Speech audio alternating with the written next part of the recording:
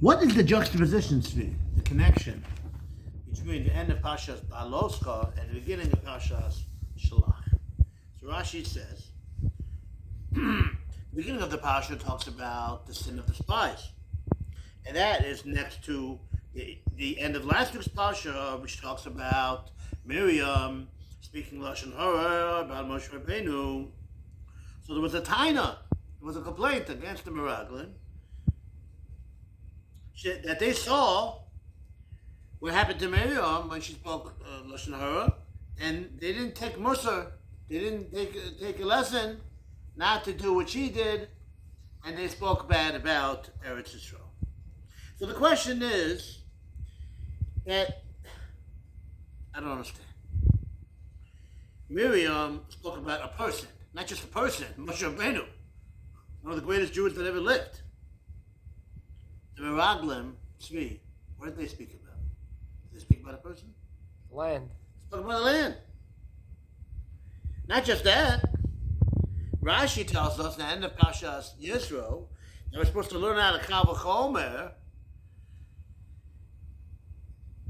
from inanimate objects to human beings. Not the other way, not vice versa, right? You see the way the Torah cared about the covered of Eitzim V'Avanim, of sticks and stones, namely the altar, not to be mavazeh the altar when you go up the steps, right?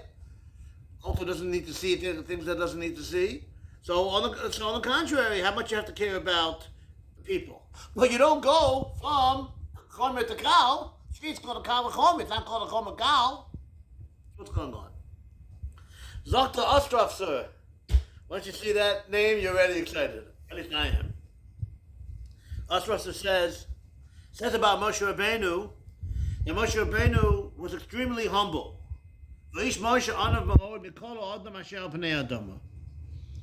Rabbeinu was so humble. You know what he considered himself?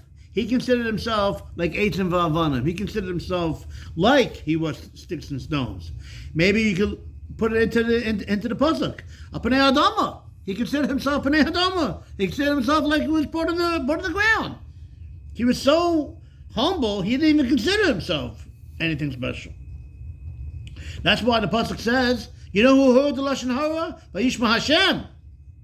You can be like Amira. Vayishma Hashem. And Hashem heard, but not Moshe. Moshe didn't even pay attention to what was said about him.